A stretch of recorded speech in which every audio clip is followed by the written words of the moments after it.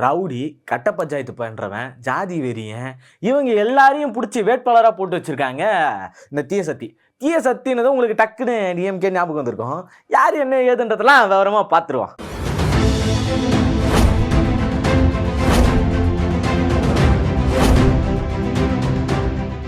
வணக்கம் தமிழக நெஞ்சத்து சொந்தங்களே. என்னன்னா இப்போ இந்த ரவுடி பண்ணுறவங்க, கட்ட பஞ்சாயத்து பண்ணுறவங்க, ஜாதி வெறியும் தன்னைத்தானே பேசிக்கிறவங்க, போக்சோ சட்டத்தில் உள்ளே போனவங்க, அப்புறம் கஞ்சா விற்பனையில் உள்ளே போயிட்டு ஜாமீனில் வெளியே வந்தவன், இவங்க எல்லாரையும் பிடிச்சி என்ன பண்ணி வச்சுருக்காங்கன்னா வேட்பாளராக வந்து அறிவித்து வச்சுருக்காரு. இப்படி வேட்பாளராக அவங்கெல்லாம் அறிவித்தா நம்ம நாடு எப்படி இருக்கும், நம்ம நாட்டோட நிலைமைகள்லாம் எப்படி இருக்கும், அந்தந்த ஏரியாக்களில் அவங்க எம்எல்ஏவாக வரக்கூடிய அந்தந்த தொகுதிகளில் அவங்க மக்களுடைய நிலை எப்படியா இருக்கும் அப்படின்றத நம்ம கொஞ்சம் யோசிச்சு பார்க்கணும். இதெல்லாம் செஞ்சது யாரா? இந்த ரவுடிசம் இதெல்லாம் டிஎம்கே தானே, அவங்க தானே இதெல்லாம் பண்ணாங்க அப்படின்னு சொல்லிட்டு உங்க எல்லாருக்கும் பெரிய கேள்விக்குறி இருக்கும்.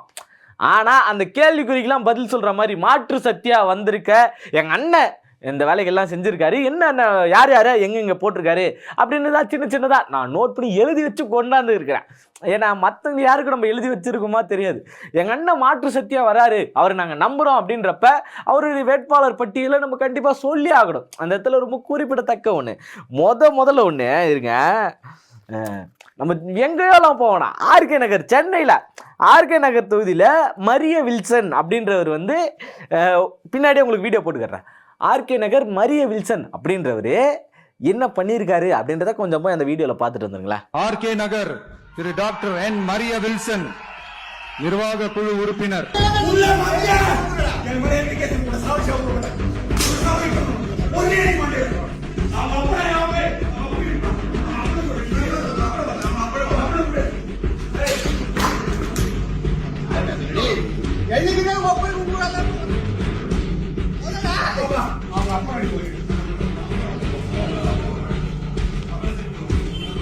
வீடு பூந்து அந்த வீட்டு மக்கள் என்ன பண்ணுறாங்கன்னா கதவை அடைச்சிக்கிறாங்க.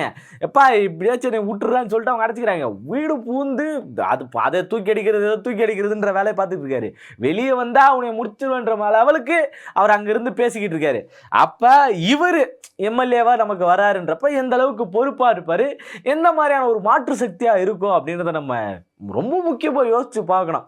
இந்த வேட்பாளர் பட்டியலில் இது ரொம்ப முக்கியமான ஒரு ஆள். நம்ம ஆர்கே நகர்னு தான் கொஞ்ச நாளைக்கு முன்னாடி ஒரு பிரச்சனை ஒன்று போச்சு. ஆர்கே நகர் பாபு அப்படின்னு சொல்லி ஒரு தம்பி ஒன்று, அது நம்மளே ஒரு வீடியோ கூட போட்டிருந்தோம். நாங்கள் வந்து இவங்க என்ன பூத் கமிட்டி லெவலில் வேலை பார்க்குறது, நாங்கள் விஜய் மக்கள் இயக்கமாக இருக்கும் போதே பூத் கமிட்டி லெவலில் நாங்கள் வேலை பார்த்தோம், அப்படி எங்களுக்கு அந்த அளவுக்கு எக்ஸ்பீரியன்ஸ் இருக்குது. ஆனால் எங்கள் யாரையும் கண்டுக்கிறதே இல்லை, நாங்கள் மக்களுக்காக இறங்கி ஒர்க் பண்ணவங்க, எங்களை கண்டுக்கிறதே கிடையாது. காசு வாங்கிட்டு பதவி கொடுக்குறாங்க, காசு வாங்கிட்டு பொறுப்பு கொடுக்குறாங்க. இப்போ காசு வாங்கிட்டு தான் இவங்க பிறந்த நாள் கொண்டாடுறதே வந்து காசு வாங்கிட்டு தான் பண்ணுறாங்க அப்படின்னு சொன்னதும் மனுஷனுக்கு பெரிய வருத்தமாகி போச்சு.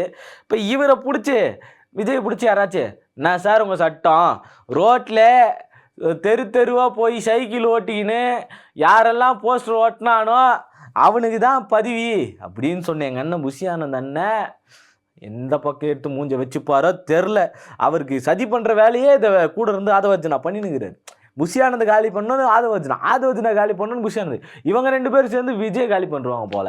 விஜய்னா மக்கள்கிட்ட இருந்தே காலி ஆகிடுவார் போல. அந்த மாதிரி தான் அந்த வேட்பாளர் பட்டியல் இருக்கு. அடுத்த ஆள் யாருன்னு பார்த்துருவோம். இவர் தான் ரொம்ப முக்கியமான ஒரு ஆள். இந்த ஜாதிய படுகொலையிலிருந்து, ஜாதிய வெறியிலிருந்து எல்லாரையும் மீட்கணும்னு நினைக்கக்கூடிய ஒரு ஆள் இல்லையா. பிறப்புக்கும் எல்லா உயிருக்கும் இல்லையா அந்த அண்ணன் விஜய் அண்ணன்.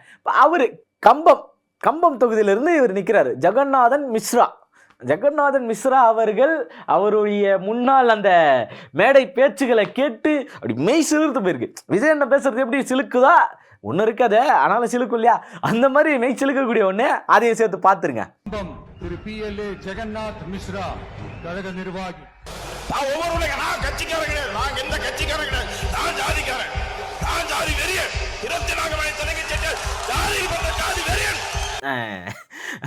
இதுல இருந்தே தெரியும் அண்ணன் என்ன வேலை பண்ணியிருக்காரு, இந்த பிறப்புக்கும் எல்லா உயிருக்குமான அர்த்தம் என்ன அப்படின்றது அண்ணனுக்கு ரொம்ப நல்லா தெரியும். அதுக்கான ஒரு வேலையை தான் இப்போ வேட்பாளர் பட்டியலை தான் வந்து தயாரிச்சிருக்காரு. இப்போ ஜாதி அடிப்படையில் வந்து இங்கே குற்றங்கள் நடக்குது அப்படின்னு சொல்லி விஜய் என்ன ஏதாச்சும் பேசியிருக்காரா? மதத்தின் அடிப்படையில் இங்கே குற்றங்கள் நடக்குது, அதை எல்லாத்தையும் அதுக்கான தனி சட்டங்கள் ஏறணும் அப்படின்னு சொல்லி கேட்டிருக்காரா? ஆனால் எங்க அண்ணன் கேட்பாரு, ஜாதி வாரி கணக்கெடுப்பு வேணும் அப்படின்னு சொல்லி கேட்பார். ஏன்னா அந்த டேட்டாவை கூகுளில் போய் எப்படி எடுக்கிறது, இது வரைக்கும் முன்னாடி எடுத்ததெல்லாம் தெரியாது. அந்த ஜாதி வாரி கணக்கெடுப்பு எடுத்தோம் அப்படின்னா அதில் தெரிகிற டேட்டா மூலயமா என்ன பண்ணுவார் அப்படின்னு பார்த்தீங்கன்னா, ரொம்ப முக்கியமாக அது தெரிகிற டேட்டா மூலயமா வச்சுக்கிட்டு எந்தெந்த தொகுதியில் எந்தெந்த ஜாதி ஓட்டு அதிகமாக இருக்குது, அந்தந்த ஜாதி ஓட்டுக்கு ஏற்ற மாதிரி நிற்க வைக்கணும் அப்படின்னு சொல்லி. ஆனால் அது அண்ணனை சொல்லி வந்து ஒரு குத்தமும் கிடையாது. ஏன்னா அவர் என்ன பண்ணுறாருன்னா, எப்படியாச்சும் ஜெயிக்கணுன்ற ஒரு மோட்டிவ் தானே. இப்போ அந்த மோட்டிவில் என்ன பண்ணுவார், அந்த ஓட்டு அதிகமாக அங்கே தான் இருக்குது, ஜாதியை பார்த்து ஓட்டு போடக்கூடிய மக்கள் மீது ஒரு குற்றம் இப்படிலாம் இருந்துக்கிட்டு இருக்கு. ஆனால் பிறப்புக்கும் எல்லா உயிருக்கும் ரொம்ப நியாயமாக சொல்லக்கூடிய ஒரு ஆள். அதெல்லாம் பார்க்கவே மாட்டார், எல்லாத்தையும் நல்லது செய்வார். யார் என்னெல்லாம் பார்க்காம நல்லா செய்வார். ஒரு நடிகர் அப்படின்னு வரும்போது அந்த இடத்துல யாருமே வந்து ஜாதி பார்த்து ரசிகராக இருப்பாங்களா அப்படின்னு கேட்டிங்கன்னா கிடையாது. இவருக்கு அந்த அளவுக்கான ஒரு பெரிய மாசு இருக்குது. அப்போ இந்த இடத்துல அவர் என்ன பண்ணியிருக்கணும், அதை நம்ம ரொம்ப கவனித்து பார்க்கணும். ஏன்னா யார் எடுத்துன்னு போய் நிற்க வச்சுருக்காங்க, அவங்க பின்னணி வரலாறு என்ன, இப்போ அவர் மாறிட்டார் அப்படின்றதுக்கான ஆதாரங்கள் ஏதாச்சும் இருக்கா? ஏன்னா இப்போ அவங்க என்ன தப்புன்னா தப்பே பண்ணிட்டு இருக்கணுமா, மாறலாம் மாட்டாங்களா அப்படின்னு கேட்குறாரு. அப்போ அதுக்கே மாறிட்டாங்கிறதுக்கு ஏதாச்சும் ஆதாரம் வேணும்ல. இவங்க தப்பு பண்ணுறாங்க அப்படின்றதுக்கான ஆதாரம் இருக்குது, அந்த பயம் இருக்குது. அதுக்கு அடுத்த தொகுதி பார்த்தீங்கன்னா ஆண்டிப்பட்டி தொகுதி. இதில் வி பாண்டி அப்படின்றவர் வந்து இங்கே நிற்கிறார். இவருடைய அந்த சோசியல் மீடியாவில் வந்த ஒரு வீடியோ ஒன்று இருக்குல்ல, அவர் போட்டது, பெண்களுக்கு பாதுகாப்பு கொடுக்கறதுன்னா ஒரு ஆள் இறக்கியிருக்காரு அப்படின்னா அது எங்கள் அண்ணன் ஆண்டிப்பட்டியில் நிற்கக்கூடிய வி பாண்டி அவர்கள் தான். பெண்களுக்கு பாதுகாப்புக்கு இந்த சொல்லியிருந்தார் இல்லையா, இந்த சட்டங்கள்லாம் சொல்லியிருந்தாரு. சில வேலுநாச்சியார் படை இருக்கும் அப்படின்னு சொல்லியிருந்தாரு. பட்டனில் கேமரா இருக்கும், கேமரா பொறுத்துக்கிட்டே தெரிவாங்க இப்படிலாம் சொல்லியிருந்தார் இல்லையா. இந்த இடம் ரொம்ப முக்கியமான இடம். அதுக்கான வழிவகை செய்யக்கூடிய ஒரு விஷயம்தான் எங்கள் அண்ணன் வி பாண்டி அவர்கள். அவருடைய வீடியோவும் போடுறோம், கேட்டுக்குங்க. ஆண்டிப்பட்டி திரு வி பாண்டி, தேனி தெற்கு மாவட்ட கழக செயலாளர். உன்னெல்லாம் ஆம்பளை பார்த்தா ஓசியா போட்டு போனால ஃபர்ஸ்ட் போன்ட்டு வந்து உங்க போறீங்க மீரா கால ஒளி மாலை நான் விடுத்து விடுவேன் வெள்ளாங்க கால ஒளி பூரா உள்ள நாங்க ஊர எங்க நாங்க வரும்ல அப்புறம் எங்க வரும் நாங்க வரும்ல நீ பச்சை இது பச்சை இது பச்சை பத்தியுமே தான் வரைச்ச நீ அப்புறம் வந்து கட்டி பிடிச்சி போட்டுருந்த கையில பீன் பாட்டிலோட சீர்த்து குடிச்சு வாக்கல உவா வச்சு வேற வச்சு வாயில வச்சு ஊறி சீர்த்து வேணா வேற ஏதாவது நல்லா இருக்கு வேற ஏதாவது வச்சு வாயில வச்சு ஊறி அன்னைக்கு சரியான தரமா இருக்கு. நீ என்ன செஞ்ச அந்த வீடியோ எப்படி உட்காந்துருந்த சொல்லவா? உள்ள பாடி ஓட்டுருக்க, வெளியே சொட்டு போட்டுருக்க, பூரா இழுத்து அடைச்சிட்டு உட்காந்து பூரா காமிச்சு பேசுற, வேற மாதிரி பண்ணிருக்கோம். ஆக இவரு பெண்களுக்கு பாதுகாப்பு கொடுக்கணும் அப்படின்ற ஒரு முழு நோக்கத்தோட செயல்பட்டுக்கிட்டு இருக்கக்கூடிய ஒன்று. அதுலேயும் சில விஷயம்லாம் சொல்லியிருப்பார் பாரு, உள்ள என்ன போட்டிருக்க வெளியே என்ன போட்டிருக்கன்ற வரைக்கும் நோட் பண்ணி அந்த அளவுக்கு அரவணைச்சு பாதுகாக்கக்கூடிய ஒரு ஆள் எங்கள் அண்ணன் பாண்டியன் அவர்கள். அந்த அவரை நம்ம வேட்பாளராக தேர்ந்தெடுத்ததில் பெருமை கொள்ளுது நம் தமிழ்நாடு, பெருமை கொள்ளுது தமிழக வெற்றி கழகம் அப்படின்னே சொல்லலாம். இப்போ இவங்க பொறுத்த வரைக்கும், ஏன்னா பெண்களுக்கு இங்கே பாதுகாப்பு இல்லை, பெண்களுக்கான பிரச்சனைகள் அதிகமாக இருக்குது, தொடர்ந்து இருந்துக்கிட்டே இருக்கு இப்படின்னு சொல்லக்கூடிய அந்த இடத்துல வந்து அவங்களுக்கு பாதுகாப்பு கொடுக்கறதுக்கு யார் அண்ணா அக்கறையில் பேசுகிறாருங்க. பாண்டியன் என்ன பண்ணுறாரு, இப்பெல்லாம் இருக்காத அப்படின்னு சொல்லி அக்கறையில் பேசுகிறாரு. அவங்க என்ன உடை போட்டிருக்காங்க அப்படின்றதெல்லாம் பார்த்து அப்படிலாம் போடக்கூடாதுன்ற, மேலே துப்பட்டா போடணும் அப்படின்ற ஒரு அக்கறையில் சொல்லக்கூடிய ஒன்று. அதனால் நம்ம உஷாராக இருந்து அந்த அக்கறையை நம்ம வாங்கிக்கணும், சரிங்களா? இப்போ இவரை வேட்பாளராக எடுத்துக்கிறதுல தமிழக வெற்றி கழகம் பெரும் மகிழ்ச்சி கொண்டு இருக்கிறது. இதுக்கு அடுத்து நம்ம இன்னொரு ஆளை பார்ப்போம், பேராவூரணி அப்படின்ற தொகுதி. அந்த தொகுதியில் வந்து சந்திரகாண்டிபன் அப்படின்றவர் வந்து அங்கே நிற்கிறாரு. இவர் யார் அப்படின்ற பின்னணி நம்ம எடுத்து பார்த்தோம் அப்படின்னா, அந்த போதை பழக்கங்கள்லேருந்து ஒவ்வொருத்தரும் வெளியே வர்றதுக்காக அயராது உழைக்கக்கூடிய ஒரு நபர்.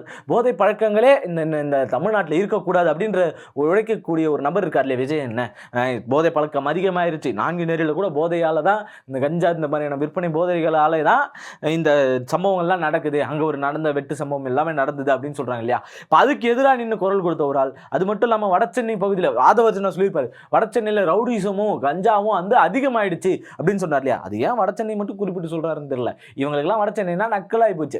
சரி, அதை ஒரு பக்கம் விட்டுருவோம், அதுக்கு தனி டாப்பிக்காக வருவோம். இப்போ இந்த வடசென்னையில் அப்படி ஒரு வார்த்தை அவர் சொன்னார் இல்லையா.